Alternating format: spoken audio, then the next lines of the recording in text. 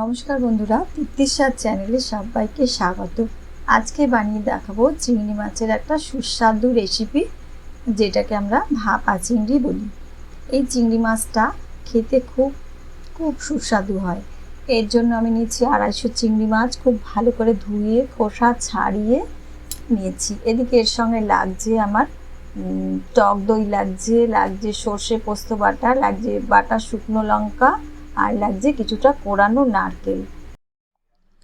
এছাড়াও লাগছে নুন, হলুদ, সর্ষের তেল আর কাঁচা লঙ্কা। প্রথমে আমি চিংড়ি মাছের মধ্যে দিয়ে দিলাম হলুদ, তারপরে দিয়ে দেবো শুকনো লঙ্কা বাটা, এটা তোমাদের ঝাল স্বাদ অনুসারে দিতে পারো। এবার দেব সর্ষে পোস্ত বাটা, 2 চামচ সর্ষে আর 2 চামচ পোস্ত আমি একসাথে বেটে নিয়েছি। আচ্ছা, এটা তোমরা শুকনো লঙ্কার বদলে কাঁচা লঙ্কা বাটা দিয়েও করতে পারো। এইবার দেব ছোট বাটি 1 বাটি নারকেল কোড়া, আর দেব ছোট বাটির 1 বাটি টক দই, এটা ঘরে বানানো দই। এই সব উপকরণগুলো দিয়ে একটু মেখে নেব। এর মধ্যে দেব কিছুটা কাঁচা সর্ষের তেল। এই সর্ষের তেলটা তোমরা চাইলে একটু বেশি দিতে পারো, তবু বেশি তেল খাওয়া ভালো না বলে আমি খুব বেশি তেল দিইনি এখানে। এবার দিলাম নুন, স্বাদ অনুসারে নুন দিলাম। এবার এগুলোকে হাত দিয়ে খুব ভালো করে মেখে নেব। হাত দিয়ে মাখলে এর স্বাদটা, মানে মাখাটা খুব ভালো হয় বলে স্বাদটাও ভালো হয়। চামচ দিয়ে হয়তো খুব ভালো করে মেশানো যায় না। এবার হাত দিয়ে চটকে চটকে এগুলো মেখে নিলাম। মেখে এখন মনে হচ্ছে এর মধ্যে একটু হলুদ কম মনে হচ্ছে, এই জন্য এর মধ্যে দেব আরও একটু হলুদ গুঁড়ো, 1/2 চামচ মতো হলুদ গুঁড়ো দিলাম। দিয়ে একটা চামচের সাহায্যে এটাকে খুব ভালো করে মিশিয়ে, আগে তো মাখা হয়েই গেছে ভালো করে, এবার ভালো করে মিশিয়ে নিলাম। এইবার দেব সামান্য পরিমাণে জল, খুব বেশি জল দেব না। আর ভিডিওটা দেখে যদি তোমাদের ভালো লাগে তাহলে চ্যানেলটাকে সাবস্ক্রাইব করতে ভুলো না, আর ভিডিওটাকে লাইক শেয়ার করতে ভুলো না। এইবার দিলাম 3টে কাঁচা লঙ্কা, দিয়ে এইবার টিফিন কৌটোটাকে আটকে দিলাম। এদিকে 1 হাঁড়ি গরম ভাত নামিয়েছি। এইবার গরম ভাতের থেকে কিছুটা ভাত আমি একটা থালায় তুলে রাখছি। তুলে রেখে টিফিন কৌটোটা বসানোর মতো একটা জায়গা করে নিলাম।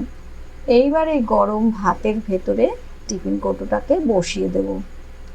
টিফিন কৌটোটাকে বসিয়ে দিয়ে ওপর দিয়ে এবার ভাত দিয়ে চাপা দিয়ে দেব। এটা চাইলে তোমরা যে কোনো পাত্রের মধ্যে গরম জল বসিয়ে তাতে টিফিন কৌটোটা একটা স্ট্যান্ডের ওপর বসিয়ে দেবে। ডাইরেক্ট জলের ওপর না বসিয়ে একটা স্ট্যান্ডের ওপরে বসিয়ে 8 ঘন্টা মতো এটাকে ভাপে বা প্রেসারে বাষ্প দিয়ে তোমরা সিদ্ধ করে নিতে পারো, তাতেও হবে।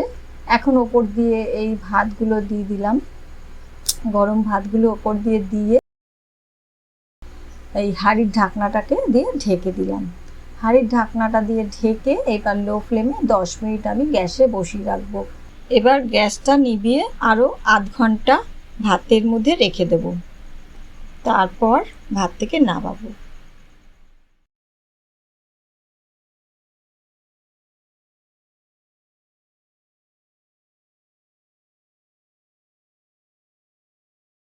আধ ঘন্টা পরে এই টিফিন কৌটোটাকে কিছুটা ভাত সরিয়ে নিলাম, সরিয়ে নিয়ে টিফিন কৌটোটাকে আস্তে আস্তে নামিয়ে নেব। এইবারে ভালো করে একটু ধরে নামিয়ে এবার টিফিন কৌটোটাকে 15 মিনিটের জন্য রেখে দেবো। এখন গরম, এই অবস্থায় খোলাটা ঠিক হবে না, তাই 15 মিনিট পর এবার দেখো টিফিন কৌটোটা খুলে দেখো, দেখা যাচ্ছে চিংড়ি মাছগুলো পুরো সুন্দর রান্না হয়ে গেছে। আর এটা খেতে যা ভালো হয়েছে সেটা কি বলবো, না বানিয়ে খেলে বুঝতে পারবে না। এই জন্য বানিয়ে খেয়ে এটা আমাকে কমেন্টস করে জানাবে। আর ভিডিওটা সম্পূর্ণ দেখার জন্য ধন্যবাদ। দেখা হবে পরবর্তী ভিডিও নিয়ে।